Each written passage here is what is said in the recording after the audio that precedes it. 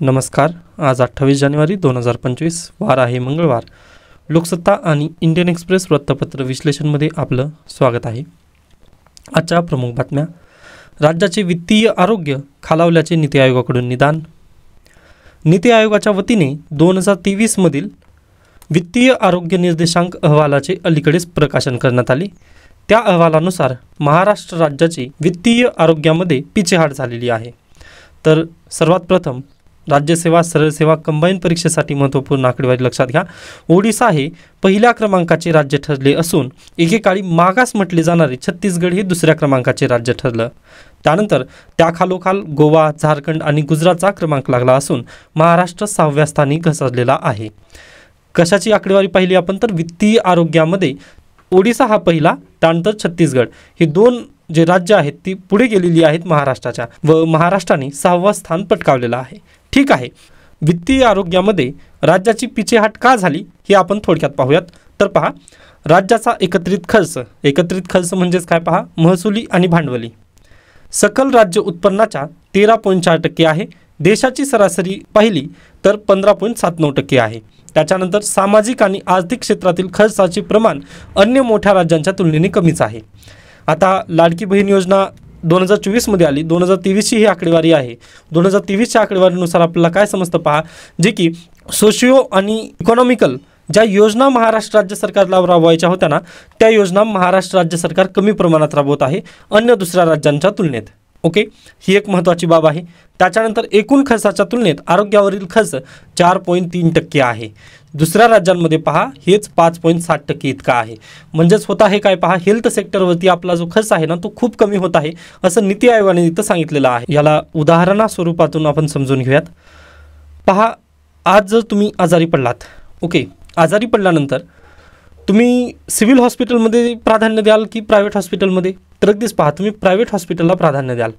Okay, private हॉस्पिटलला तुम्ही प्राधान्य देत आहात, राईट आहे. मग यामधून आपल्याला निदर्शनास काय येत आहे तर राज्य सरकार पहा सिव्हिल हॉस्पिटलवरती जास्त खर्च करत नाही आहे. जे आपलं स्वतःचं आपल्या राज्याचं जे GDP आहे ना, GDPच्या तुलनेत आपण 4.3% एवढाच खर्च कशावरती करत आहोत? हेल्थ सेक्टरवरती खर्च करत आहोत. याच तुलनेत जी मोठी राज्य आहेत जसं तमिळनाडू, गुजरात ही राज्य पहा 5.7% इतका खर्च करत आहेत. आता पहा, यांचं पण बरोबर नाही आहे. ओके, आता अगदीच पहा ते 10% जाणं गरजेचं होतं. कोविड आल्यानंतर 10% आपलं GDPचं जे रेशो आहे त्या बदल्यात आपण हेल्थ सेक्टर जाणं अपेक्षित होतं, पण तिथपर्यंत गेलं नाही आहे. तरी देखील तमिळनाडू, गुजरात या राज्यांनी 5.7%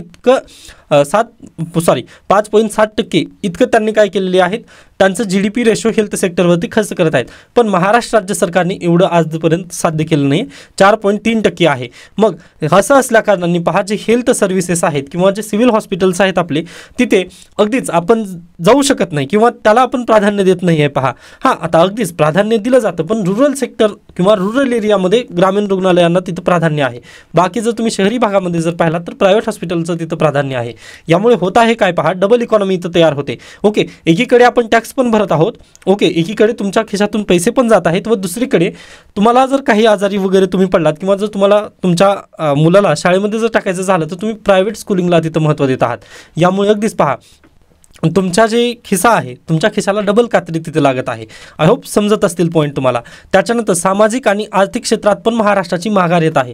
व अगदी ज्या सोशिओ आणि इकॉनॉमिकल ज्या योजना आपल्या राज्यामध्ये राबवण्याची गरज आहे ना, त्या पण योजना महाराष्ट्र राज्य सरकार परिपूर्णरित्या राबवू शकत नाही आहे.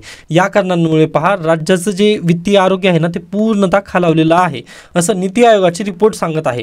ही 2023ची रिपोर्ट आहे. मी म्हटलं ना, लाडकी बहीण योजना तत्पूर्वी आलेली नव्हती तरी देखील ही अशा पद्धतीची व्यवस्था महाराष्ट्र राज्य सरकारची आहे. मग आपला जर हे वित्तीय आरोग्य सुधारायचं असेल तर काय करणं गरजेचे आहे पहा, तर अगदीच पहा GDP मध्ये योगदान आपल्या राज्याचं पण वाढवणं खूप गरजेचं आहे. ओके, कारण महाराष्ट्र राज्य जर तुम्ही पाहिलात ना, लोकसंख्येमध्ये देशातील दुसऱ्या क्रमांकाचे राज्य महाराष्ट्र आहे. ओके, व महाराष्ट्र राज्याची जर अशा पद्धतीची पिछेहाट होत असेल ना तर ते अगदी देशासाठी पण चांगलं संकेत नाही आहे. याच कारणानिमित्त पहा, महाराष्ट्राचं जे वित्तीय आरोग्य आहे ना ते परत एकदा आपला चांगल्या पद्धतीने स्ट्रॉंग करणं गरजेचं आहे. आता अगदीच दावोसमध्ये जास्त गुंतवणूक झाली हे आपण मान्य करतो आहोत, पण ती गुंतवणूक खरंच महाराष्ट्रामध्ये येईल का किंवा त्याची इंडस्ट्री लागेल का याबद्दल आपण ना एक आर्टिकल आलेला आहे लोकसत्तामध्ये, तो आर्टिकल पाहताना आपण त्याबद्दल नक्कीच चर्चा चांगल्या पद्धतीने करूयात. त्यानंतर पुढची बातमी, समान नागरी कायद्याचे राज्य म्हणजेच काय, तर उत्तराखंडने समान नागरी कायदा लागू केलेला आहे. आता सरळ सेवा कंबाईन राज्यसेवा परीक्षेला प्रश्न विचारला जाऊ शकतो. देशातील कोणत्या राज्यांनी नुकतंच UCC युनिफॉर्म सिव्हिल कोड लागू केलेला आहे, तर उत्तराखंडने लागू केलेला आहे. याच्यापूर्वी कोणतं होतं, गोवामध्ये पण युनिफॉर्म सिव्हिल कोड लागू आहे. ओके, हे 2 राज्य झाले. त्याच्यानंतर आणखीन एक महत्त्वाचा जर पॉईंट इथं जर सांगायचा जर म्हटला, युनिफॉर्म सिव्हिल कोड आपल्या भारतीय संविधानामधील कलम कितवा आहे, त्याचं समाविष्ट कितवा आहे, तर आर्टिकल 44 अंतर्गत युनिफॉर्म सिव्हिल कोड देण्यात आलेला आहे. ओके, हे 2 पॉईंट तुम्हाला लक्षात ठेवायचे आहेत. पहा, याच्या पलीकडे जर म्हटला तर मेन्स परीक्षेला येतं व ते मेन्स परीक्षेचे पॉईंट आपण आर्टिकल एखादा येईल त्याबद्दल त्या दिवशी आपण नक्की चर्चा करूयात. आता स्वतःहून रिसर्च वगैरे याबद्दल करू नका प्लीज. भाजपच्या आश्वासनपूर्तीची उत्तराखंडमधून सुरुवात, अनुसूचित जमाती स्थलांतरितांना UCCचा अपवाद. ठीक आहे. त्याच्यानंतर पुढे वक्फ विधेयकाला हिरवा कंदील. आता 14च यांनी काय केलेत पहा, जे सूचना आहेत त्या यांनी मान्य केलेत. जवळपास 44 सुधारणा त्यांनी सांगितलेल्या होत्या. वक्फ विधेयकाबद्दल जी समिती बसली होती पहा, त्यामध्ये अगदीच सत्ताधारी आणि विरोधक दोन्ही तिथे एकत्रित होते व त्यांनी जवळपास 44 सुधारणा तिथं सुचवल्या होत्या. परंतु विरोधकांच्या 30 सूचना त्यांनी अमान्य केलेल्या आहेत. टोटल त्यांनी अमान्य केल्या व फक्त 14 सूचना ज्या की सत्ताधारी पक्षांनी सुचवलेल्या होत्या त्या मान्य करत त्यांनी हिरवा कंदील दिलेला आहे. आता पाहूयात हे बिल अर्थसंकल्पीय अधिवेशनामध्ये येतं किंवा नाही येत. ओके, त्याच्यानंतर आपण पुढे जाऊयात. बीडबद्दल देण्यात आलेलं आहे, मी स्किप करत आहे. त्यानंतर नीट एक्झाम याबद्दल पहा. आता UPSC प्रिलिमला खूप कमी कालावधी राहिलेला आहे, त्यानिमित्ताने मी खूप फास्ट फॉरवर्डमध्ये नेत आहे तुम्हाला. ज्या विद्यार्थ्यांची एक्झाम यावर्षी नाही आहे त्यांनी आपलं टेलिग्राम चॅनलवरती मी हे वृत्तपत्र अपलोड केलेलं आहे, तिथून तुम्हाला हे पॉईंट वाचून घ्यायचे आहेत. मी हायलाईट ऑलरेडी केलेलाच आहे. ओके, तर पहा, गुइनल बॅरे हा सध्याला आजार महाराष्ट्रामध्ये वाढत आहे, याबद्दल थोडंसं लक्षात घ्या. तर गुइनल बॅरे सिंड्रोम ज्यालाच आपण GBS असं म्हणतो, तर हा ॲटो इम्युनी आजार आहे. ओके, हा प्लीज लक्षात घ्या, ॲटो इम्युनी आजार आहे व हा व्हायरल इन्फेक्शन नंतर पसरतो. पहा, ओके, व्हायरल इन्फेक्शन आहे, हा पॉईंट लक्षात ठेवायचा आहे तुम्हाला. त्यानंतर विशेषतः तरुण रुग्ण ज्यांना आजाराच्या सुरुवातीस गिळणे कठीण होणे, दुहेरी दिसणे किंवा हातावर परिणाम झालेला दिसणे, अशा पद्धतीचा हा आजार आहे. ओके, कारण सोलापूरमध्ये एका पेशंटचं इथं निधन पण झालेलं आहे. या निमित्ताने थोडंसं काळजी घेणं आपल्याला खूप गरजेचं आहे. ओके, त्याच्यानंतर आपण पुढे जाऊयात. त्यानंतर नेक्स्ट देश विदेश पेज, वक्फ विधेयकाला हिरवा कंदील. ही बातमी आपण ऑलरेडी पाहिली त्यामुळे मी स्किप करतोय. येथे दुसरी बातमी आहे का गरजेची. त्यानंतर कैलास यात्रा पुन्हा सुरू करण्याचा निर्णय. भारतातील भाविकांसाठी महत्त्वाची असलेली कैलास मानसरोवर यात्रा 2025च्या उन्हाळ्यापासून सुरू करण्याचा निर्णय भारत आणि चीनने घेतला असल्याची माहिती परराष्ट्र मंत्रालयाने सोमवारी दिली. ओके, कालच्या चायनासोबतच्या भेटीमध्ये तो निर्णय घेण्यात आलेला आहे व इथे या न्यूजमधून पण इंडियन एक्सप्रेसमध्ये पण हीच फ्रंट बातमी आहे. पहा, यामधून आपल्याला काय समजतं, तर IFSचा रोल पहा. जर तुम्ही IAS IPS किंवा IFS जर असाल किंवा इंडियन फॉरेस्ट सर्व्हिस त्यामध्ये पण आहेत पहा, त्यातही महत्त्वाचं म्हणजे पहा, IFS जर असेल ना तर तुमच्या देशाचं भविष्य तुम्ही ठरवता. ओके, मी याच्यापूर्वी पण विद्यार्थ्यांना गाईड करत असताना म्हटलेलं आहे की तुमची सिग्नेचर एका आपल्या पूर्ण देशाचं भविष्य बदलू शकते. पहा, आता अगदीच आपल्या परराष्ट्र मंत्रालयाचे जे सचिव आहेत ते IFS आहेत. मग यांनी एक फक्त साईन केली की आपल्या देशाचं पूर्ण भविष्य बदललं. जसं डायरेक्ट फ्लाईट्स, आता पूर्वी जर तुम्हाला चायनामध्ये जायचं नसेल ना तर तुम्हाला डायरेक्ट फ्लाईट मिळायच्या नाहीत, पण आता डायरेक्ट फ्लाईट तिथून जाणार आहेत. भारतातून चायनाला डायरेक्ट फ्लाईटची सुरुवात. त्याच्यानंतर मानसरोवर यात्रा जी चायनाने बंद केली होती, म्हणजे त्यांनी व्हिसा देत नव्हती आपल्याला, म्हणजे कैलास मानसरोवर यात्रा तुम्ही याच्यापूर्वी पण ऐकला असाल. आता परत ती यात्रा रिझ्यूम होत आहे व त्या करारावरती स्वाक्षरी कोणी केलेली आहे, तर IFS अधिकारी. त्यामुळे अगदीच तुम्ही ज्या परीक्षेची तयारी करत आहात ती खूप मोस्ट पॉवरफुल एक्झाम आहेच आहे, त्यासोबतच खूप मोस्ट रिस्पॉन्सिबल पण एक्झाम आहे असं तुम्ही म्हणू शकता. कारण अगदी तुम्ही अन्य कोणत्या डॉक्युमेंटवर जर साईन केली ना, म्हणजे अगदीच पहा, डिस्ट्रक्टिव्ह टाईप पण होऊ शकतं इथं. जसं गाझापट्टी इस्रायलचं जे युद्ध झालं किंवा रशिया युक्रेन वॉर झालं, यामध्ये अगदी त्यांनी जर साईन केली ना तर अगदी पहा, डिस्ट्रक्टिव्ह पण होऊ शकतं किंवा तिथे अगदीच कन्स्ट्रक्टिव्ह पण होऊ शकतं. म्हणजे एकतर निर्माण पण होऊ शकतं व अगदी एकतर विध्वंसक पण होऊ शकतं. त्यामुळे IFSची पॉवर अगदीच खूप बेस्ट आहे. पहा, त्यानंतर Waqf panel clears 14 amendment by NDA MPs, reject 44 opposition. Okay, reject all from opposition. पहा, ऑलरेडी आपण पाहिलं की 30 जे ऑपोजिशन काढून जे सजेशन आले होते ना ते रिजेक्ट करण्यात आलेत व 14 अमेंडमेंट त्यांनी एक्सेप्ट केलेत. ठीक आहे, आता पार्लमेंटमध्ये या बिलला कशा पद्धतीने पुढे दुजरा मिळेल हे आपण पाहणारच आहोत. त्याच्यानंतर आणखीन एक वर्स्ट क्राईम पहा, CBI court gives life term to Himachal IGP, 7 other cops for custodial death. पहा, कस्टोडियल डेथ हा मुद्दा आपण याच्यापूर्वीच्या लेक्चरमध्ये डिस्कस केलेला आहे. केव्हा डिस्कस केलेला आहे तर पहा, परभणीमधील केस आठवा तुम्ही कस्टोडियल डेथची. त्या दिवशी मी हे संपूर्ण गोष्टी तुम्हाला सांगितलेल्या होत्या. तर प्लीज माझे प्रिव्हियस व्हिडिओ तुम्ही पाहून घ्या. त्यामध्ये तुम्हाला ज्या कस्टडी असतात त्या किती प्रकारच्या असतात व कस्टोडियल डेथ ही का गरजेची आहे हे पण तुम्हाला कस्टोडियल डेथ हा क्राईम कशा पद्धतीने आहे हे पण तुम्हाला सांगितलेलं होतं. त्यानंतर तुम्हाला एक मूवी पण सांगितलेला आहे रजनीकांत यांचा, तो तुम्ही नक्की पाहून घेऊ शकता, किंवा जय भीम मूवी हा पण पाहून घेऊ शकता. त्यामध्ये तुम्हाला संपूर्ण पॉईंट्स नक्की समजून येतील. त्याच्यानंतर rolling out uniform civil code, CM Dhami will prevent Aftab Shraddha repeat. Okay, जो श्रद्धा वालकर हत्याकांड याच्यापूर्वीच्या लेक्चर्समध्ये पण आय थिंक आपण त्याबद्दल थोडीशी चर्चा केली होती.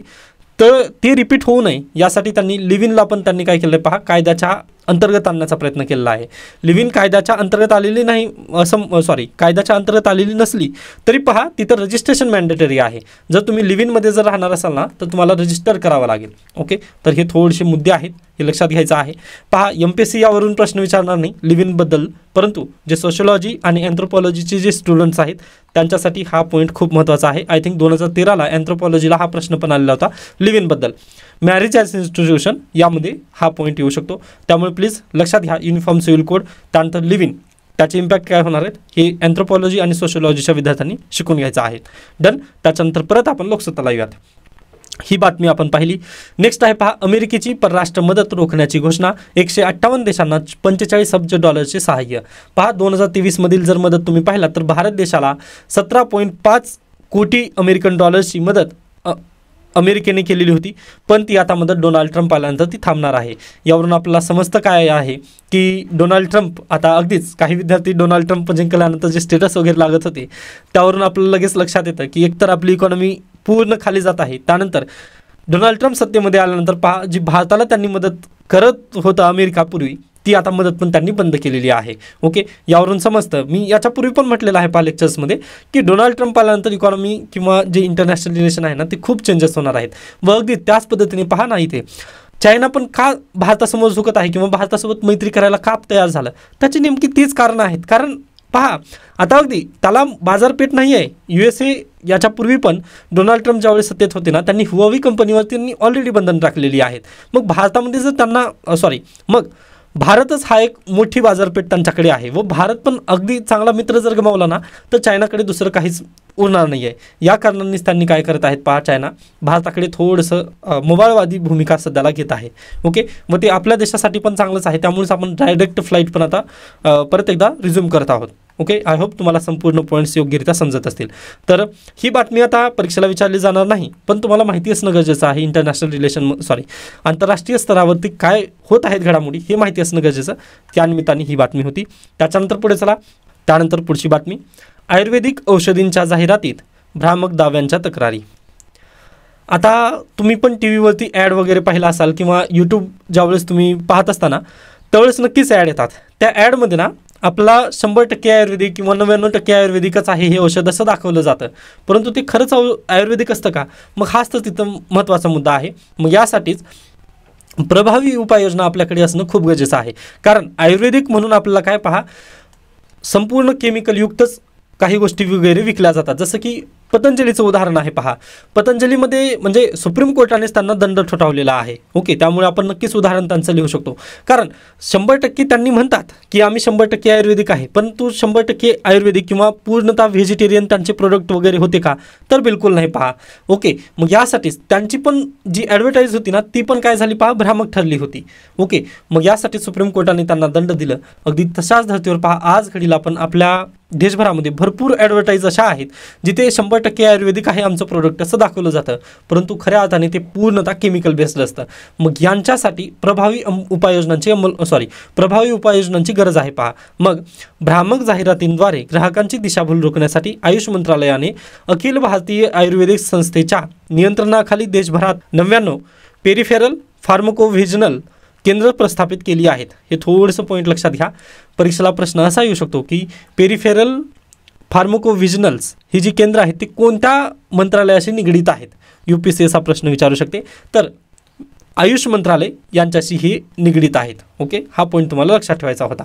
त्याच्यानंतर आयुर्वेद वनौषधीबाबत भ्रामक जाहिराती देऊन ग्राहकांची फसवणूक झाल्याच्या मागील 3 वर्षात आयुष मंत्रालयाकडे 24,000हून अधिक तक्रारी आल्या आहेत.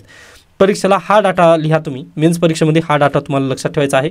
जर हा डाटा जर लिहिलात ना तर व्हॅल्यू ॲडिशन होईल व अगदी चांगल्या पद्धतीचे मार्क तुम्हाला मिळून जातील. ओके, पुढे चला. महाप्रदेश स्किप करू शकता. त्याच्यानंतर शेवटी जाता जाता पहा, पालकमंत्र्यांनीच कान झाकले. म्हणजे सातारामध्ये पालकमंत्री येत आहेत यासाठी त्यांनी डीजे लावले पहा, व डीजेचा आवाज इतका मोठा करण्यात आला की पालकमंत्र्यांना स्वतःलाच तिथे कान झाकावे लागले. मग जर पालकमंत्र्यांची ही अवस्था होत असेल तर सामान्य जनतेचं तुम्ही अगदीच विचार करू शकता व त्यावरून आपल्याला समजून येईल की आपल्या देशामध्ये काय सुधारणा घेणं गरजेचे आहेत किंवा तुम्ही प्रशासनामध्ये गेल्यानंतर तुम्हाला कोणते निर्णय घ्यायचे आहेत हे तुम्हाला न्यूजपेपर वाचल्यानंतर अगदी समजून जातं पहा. डिझास्टर मॅनेजमेंट वगैरे. ओके, त्याच्यानंतर पुढे चला. ही बातमी आत्ताच पाहिलं पहा, GBS. ओके, त्यामुळे प्लीज सर्वांनी काळजी घ्या.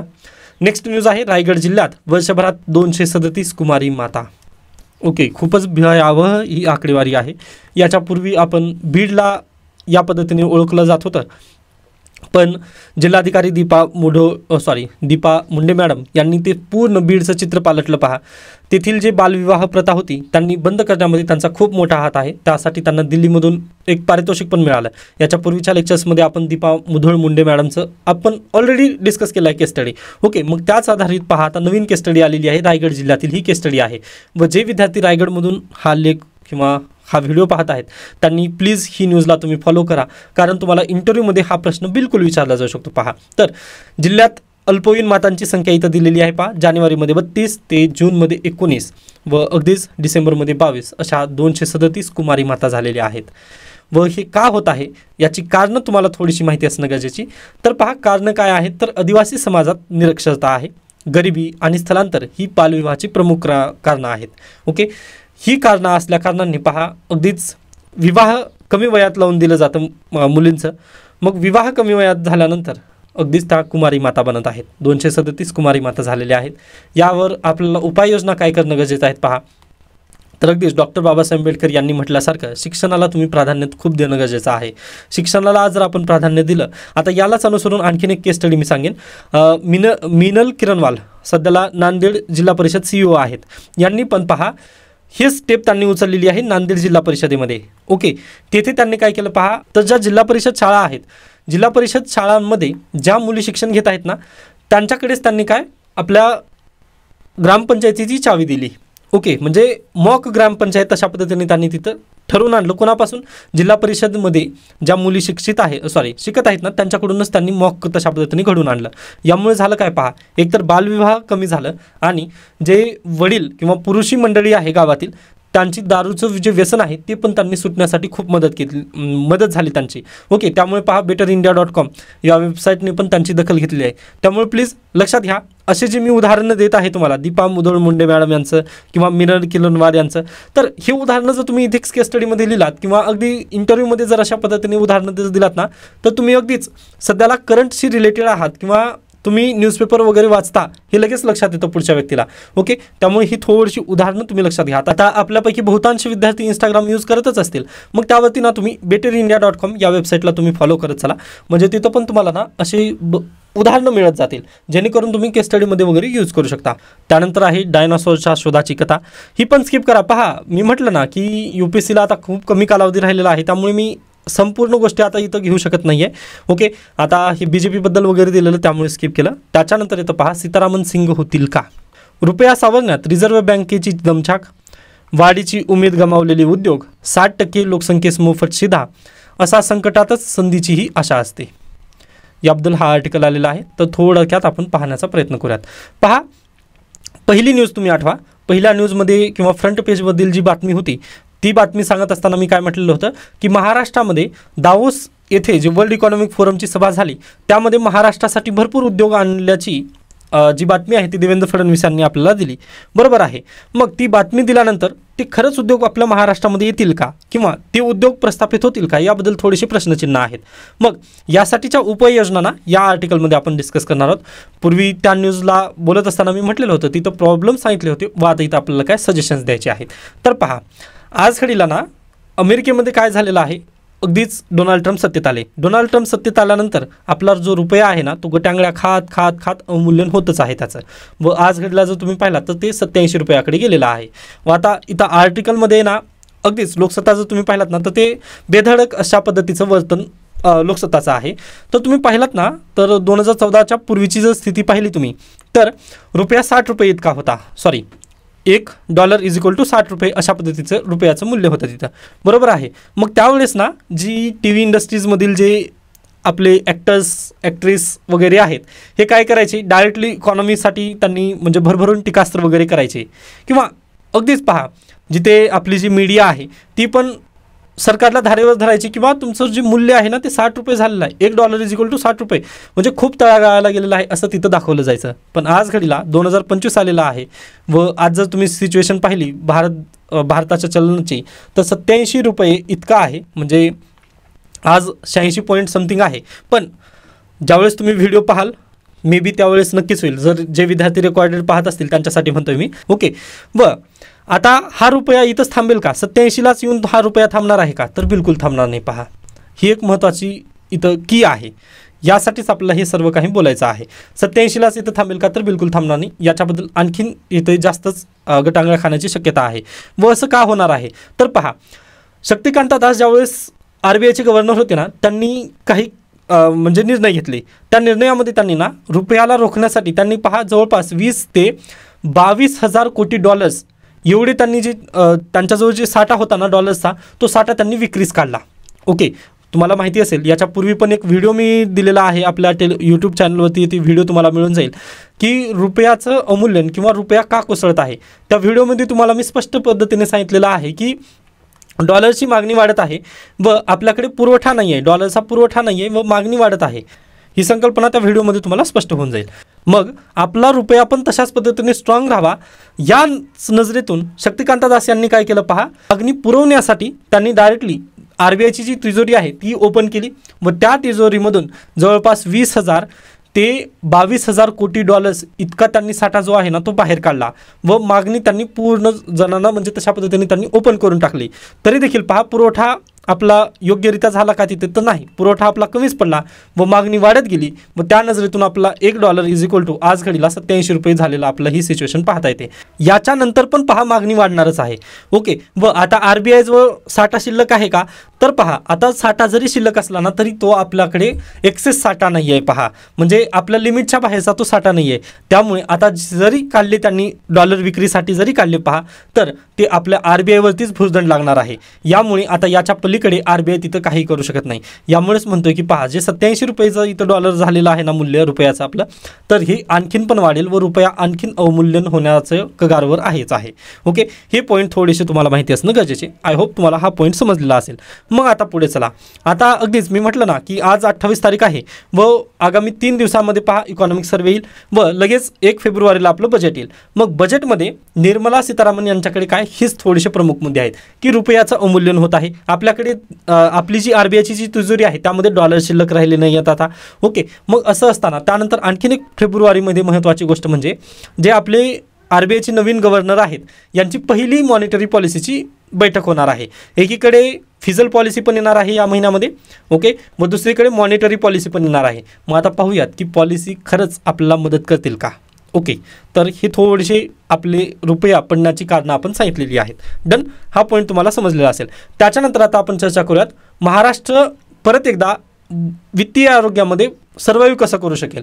ओके, किंवा जे दावोसमध्ये काही करार झालेले आहेत ते खरंच आपल्या देशामध्ये परत लागू होतील का किंवा राज्यामध्ये परत ती इंडस्ट्रीज येऊ शकतील का, तर ते थोडंसं आपण पाहूयात. तर पहा आता अगदीच मला एक इंडस्ट्री टाकायची आहे. पहा, ओके, मला एक इंडस्ट्री टाकायची आहे. जसं की आपण काय करूयात NP क्लासेस, निलेवाड पवन क्लासेस असं मला टाकायचं आहे. ओके, असं मी ठरवलेलं आहे. मग निलेवाड पवन क्लासेस जर टाकायचं म्हटलं तर मला काय लागेल पहा, कॅपिटल लागेल. ओके, कॅपिटल म्हटल्यानंतर इथं आता पहा अगदीच एकतर पैसे लागणारच आहेत, त्यासोबतच पहा मला जमीन पण लागेल. ओके, मी असं हवेत तर टाकू शकणार नाही ना. आता अगदी ऑनलाईन टाकू शकेल पण पहा मला घरी बसून शिकवण्यासाठी मला जमीन तरी लागेलच ना. अगदी त्याच धर्तीवर पहा एकीकडे मला जमीन पण लागेल आणि पैसे पण लागतील. इन्व्हेस्टमेंट म्हणजे कॅपिटल लागेल, बरोबर आहे. मग मला कॅपिटल योग्य प्रमाणात मिळू शकेल का, लगेच्या लगे मी गेलं. आता अगदीच पहा मला निलेवाड पवन कोचिंग क्लासेस टाकायचे आहेत. या कारणानिमित्त मी जर व्हिजिट केलं तर मला डायरेक्टली लगेचच्या लगेच तिथं जमीन मिळू शकणार आहे का आज घडीला, तर जमीन मिळणार नाही आहे पहा.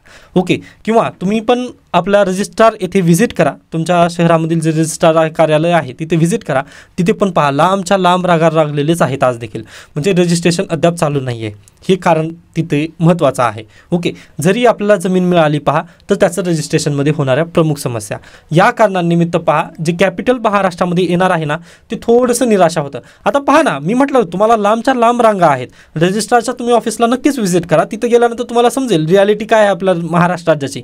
म्हणजे अगदी पहा, एक दिवस म्हटलं ठीक आहे, पण 10 दिवस जर आपल्याला रांगेत जर थांबायचं जर म्हटलं ना तर खरंच कंटाळा येतो.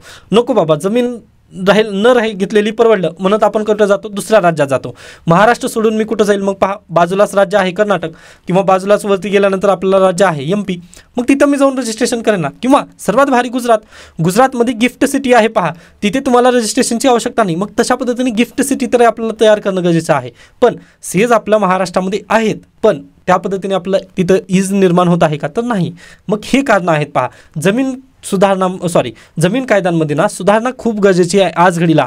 ज्या पद्धतीने जवाहरलाल नेहरू यांनी 1950 पहिलीच घटना दुरुस्ती केली होती पहा.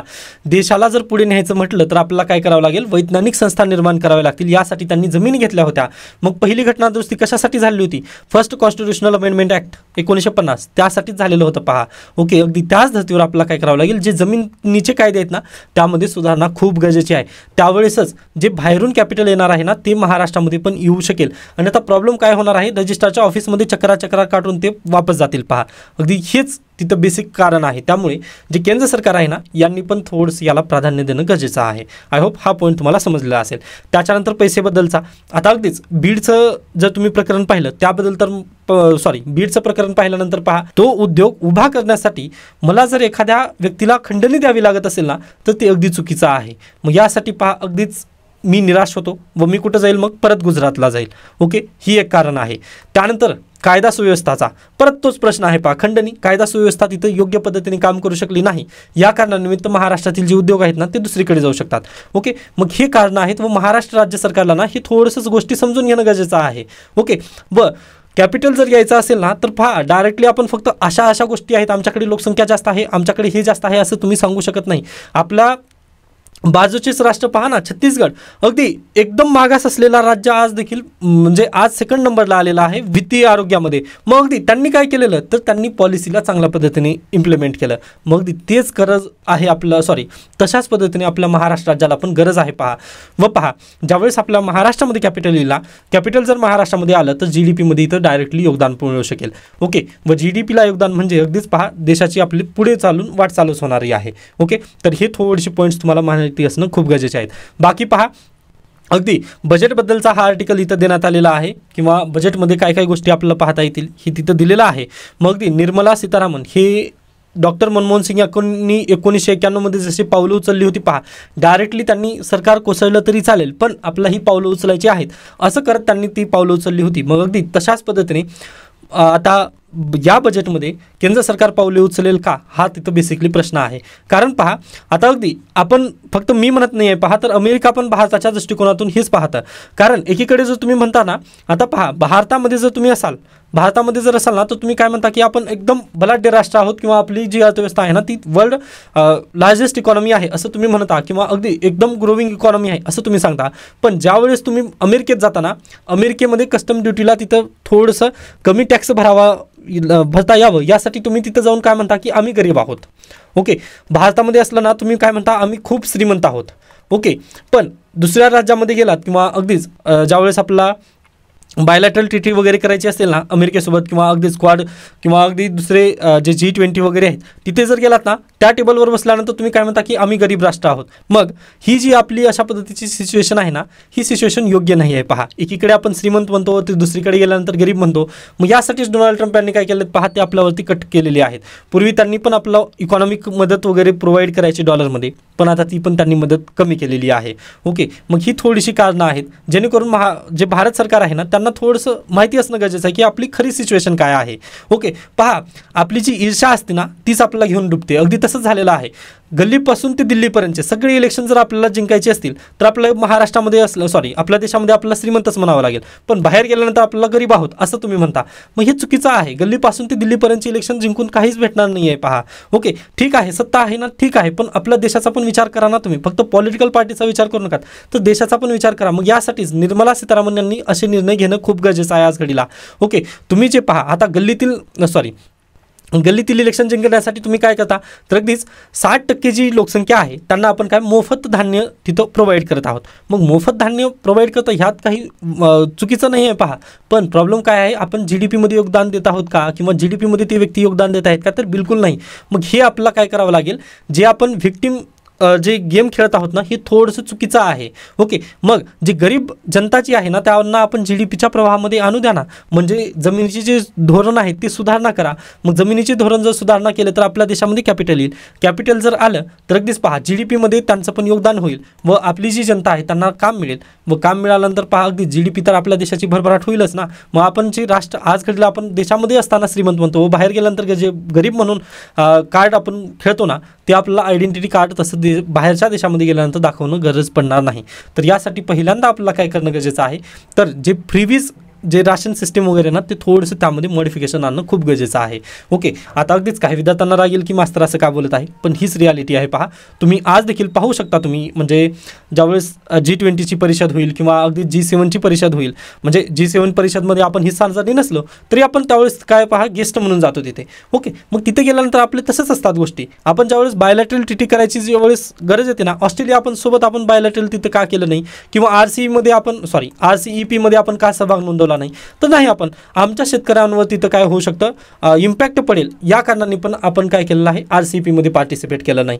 मग हीच तर कारणं आहेत ना. तुम्हाला हे असं डबल गेम खेळता येणार नाही. पहा, ओके, देशामध्ये असताना आपण श्रीमंत होतो व दुसऱ्या अमेरिकेकडे गेल्यानंतर आपण जर गरीब होत असतो ना, तर ते अगदी चुकीचं आहे. मग आपल्याला काय रियालिटी समजणं खूप गरजेचं आहे. ओके, त्यामुळेच पहा डोनाल्ड ट्रम्प यांनी डायरेक्टली कटच केलं ना. ओके, तर हे थोडेसे तुम्हाला इकॉनॉमिक्सचे पॉईंट समजणं गरजेचे आहेत. आता काही विद्यार्थ्यांच्या डोक्यावरून गेलं असेल, आय नो इकॉनॉमिक्स आहे हे, पण थोडंसं इकॉनॉमिक्स तुम्ही चालू करा म्हणजे तुम्हाला हे पॉईंट्स नक्की समजतील. ओके, त्याच्यानंतर पहा भाडेवाढ आणि निविदा याबद्दल पण तसंच आहे. एकीकडे महिलांना 50%ची तरतूद केली आपण, त्यानंतर 75% जे नागरिक आहेत त्यांना आपण मोफत प्रवास केला, त्याच्यानंतर 65% व्यक्तींना आपण काय केलं, 50% सवलत दिली. म्हणजे पहा आता अगदीच परिवहन मंत्री जे आहेत ना, आज घडीला ठाणेमधीलच ते परिवहन मंत्री आहेत. ओके, आता अगदी एखाद्या पर्टिक्युलर व्यक्तीवर आपल्याला टीका करायची नाही, पण धोरण कसं चुकतं हे आपलं इथं बेसिकली सांगायचं आहे. ओके, एकीकडे आपण काय म्हणत आहोत की STची 3 कोटीची दरवर्षी का दर महिन्याला काहीतरी आहे, ते आता परत जायचं नाही आहे त्यामध्ये, पण ST तोट्यात चाललेली आहे असं परिवहन मंत्री बोलले व त्यांनी 15% तिथं काय लावले, पहा भाडे वाढवलेलं आहे. बरोबर, मग जर आपली खरंच ST जर तोट्यामध्ये जात असेल ना, तर आपण थोडीशी त्यामध्ये सुधारणा घेणं गरजेचं होतं. डायरेक्टली तुम्ही पहा भाडेवाढ करू शकत नाही, सर्व्हिस पण त्यामध्ये चांगली देणं खूप गरजेचं आहे.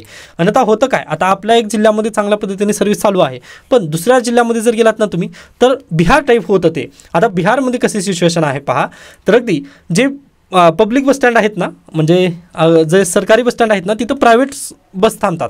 ओके, डायरेक्टली तिथं प्रायव्हेट बस थांबतात. अगदी तसंच उदाहरण इथं देण्यात आलेलं आहे. ठाणेमधील जे परिवहन मंत्री आहेत ना, त्यांच्या तिथेच जे सरकारी बसस्टँड आहे ना, तिथं प्रायव्हेट बसेस थांबत आहेत. मग याच्यापेक्षा दुर्दैव कोणतंच असू शकत नाही. पहा, मग त्यांनी जर अशा पद्धतीने 3 कोटीचं जर लॉस होत आहे असं म्हणत असतील तर ते खरंच आपला परत एकदा विचार करणं खूप गरजेचं आहे. ओके, मी म्हटलं ना, प्लीज तुम्ही भावूक होऊ नकात की ST असं तुम्ही का म्हणत आहात. तर लोकसत्ताची ही आर्टिकल तुम्ही वाचा, मग तुम्हाला नक्कीच समजून येईल की मी असं का म्हणत आहे, किंवा थोडंसं आपला परत एकदा विचार करणं खूप गरजेचं आहे. म्हणजे देशामध्ये असताना आपण खूप श्रीमंत आहोत असं दाखवतो आपण, व RCEPचा करार करू द्या किंवा अन्य कुठे दुसऱ्या देशामध्ये ज्यावेळेस बायलॅटरल ट्रीटी करायची वेळ येते त्यावेळेस आपण गरीब राष्ट्र आहोत असं म्हणतो. मग हे खूप चुकीचं आहे. पहा, ओके, आय होप संपूर्ण पॉईंट्स तुम्हाला समजत असतील. त्यामुळे अगदीच निर्मला सीतारामन यांच्याकडे एक संधी आहे, त्यांनी पण 1991 सारखे धोरण नक्कीच लागू करू शकतील व देशाला परत एकदा चांगली इकॉनॉमी देण्याचा प्रयत्न त्यांच्या हातात नक्की आहे. पाहूयात बजेट कशा पद्धतीने येईल. त्याच्यानंतर इंडियन एक्सप्रेसमध्ये थोडेसे आर्टिकल आहेत, आता ती तुम्हाला होमवर्क असेल, मी हायलाईट करून दिलेलं आहे, ते तुमचं होमवर्क तुम्ही प्लीज आर्टिकल स्वतःहून वाचून घ्या. त्यामध्ये जर काही शंका काही सजेशन असतील तर नक्की विचारा. एक MSP बद्दलचा आहे पहा ते आर्टिकल. धन्यवाद.